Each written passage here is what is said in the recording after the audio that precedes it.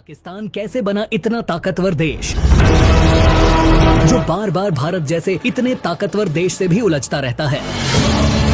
पाकिस्तान एक ऐसा देश है जो दुनिया के सबसे खतरनाक भू राजनीतिक नक्शे पर खड़ा है, जिसकी सीमाएं भारत, चीन, अफगानिस्तान और ईरान जैसे 4 अहम देशों से जुड़ी है। 1947 में पाकिस्तान एक नवजात राष्ट्र के रूप में दुनिया के नक्शे पर आया, फिर सिर्फ कुछ ही दशकों में एक परमाणु शक्ति बनकर उभरा और मौजूदा समय में पाकिस्तान दुनिया की 7वीं सबसे बड़ी सेना और एकमात्र मुस्लिम परमाणु शक्ति के रूप में पूरी दुनिया में जाना जाता है। लेकिन सवाल ये है, एक ऐसा देश जो बार बार राजनीतिक संकटों, आतंकी हमलों और आर्थिक गिरावट से जूझता रहा, वो आखिर इतना ताकतवर बना कैसे?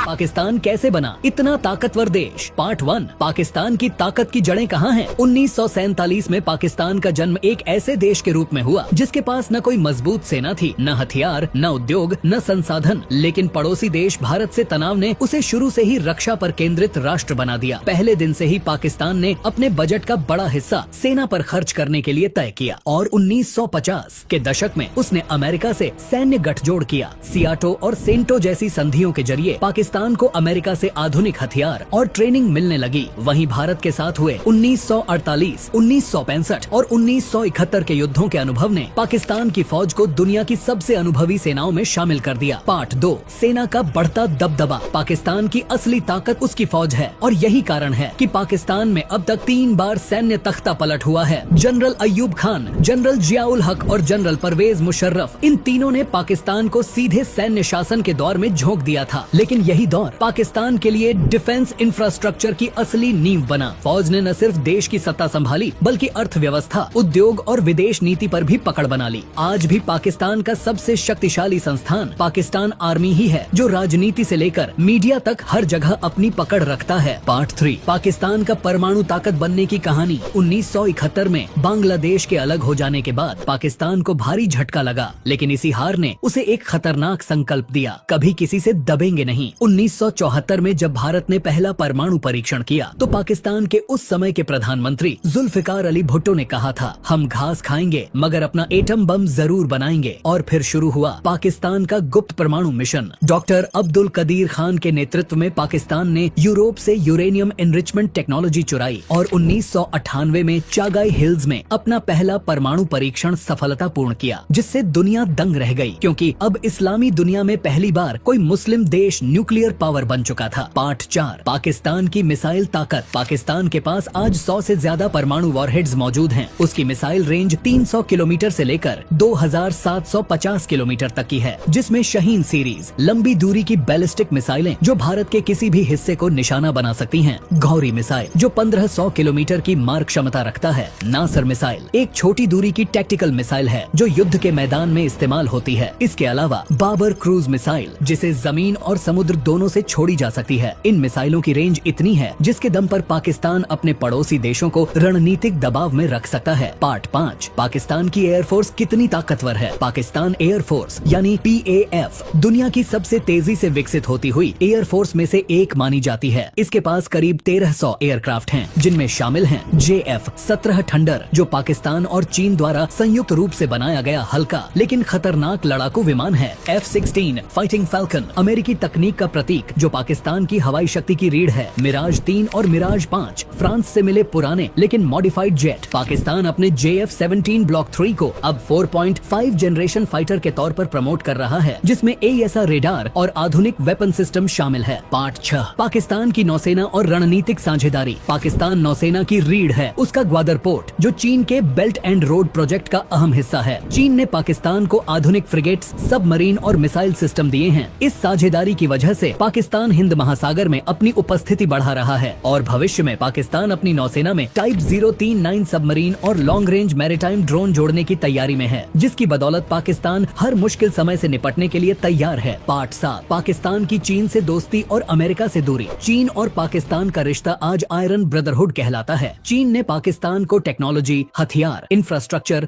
सब कुछ दिया। चीन ने चाइना पाकिस्तान इकोनॉमिक कॉरिडोर के जरिए अरबों डॉलर का निवेश पाकिस्तान में किया है, जिसके जिसके बदले पाकिस्तान चीन का सामरिक सहयोगी स्ट्रेटेजिक एलाई बन गया। वहीं दूसरी ओर अमेरिका से पाकिस्तान के रिश्ते ठंडे पड़ चुके हैं, जिसके बाद पाकिस्तान ने रूस, तुर्की और ईरान जैसे देशों से भी नजदीकी बढ़ाई है। पार्ट 8, साइबर और प्रॉक्सी पावर।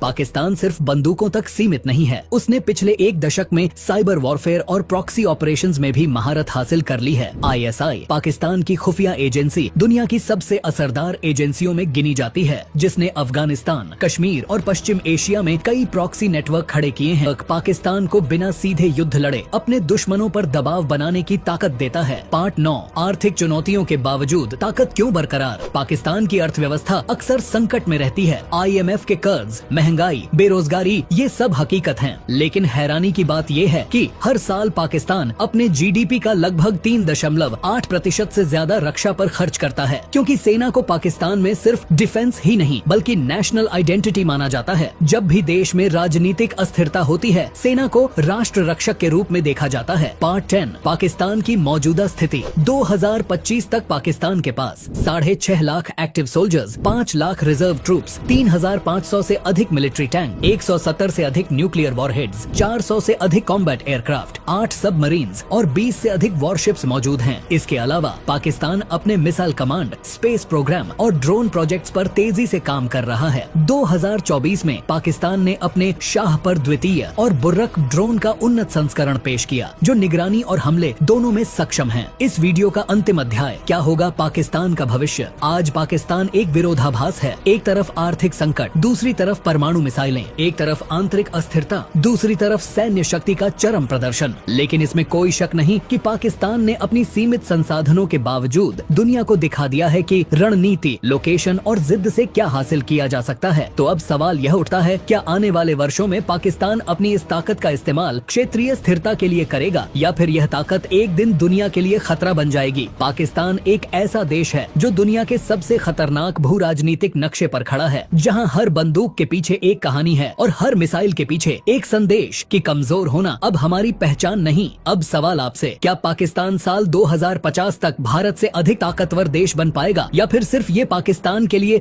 सपना ही बन के रह जाएगा। अपनी राय नीचे कमेंट में जरूर बताएं।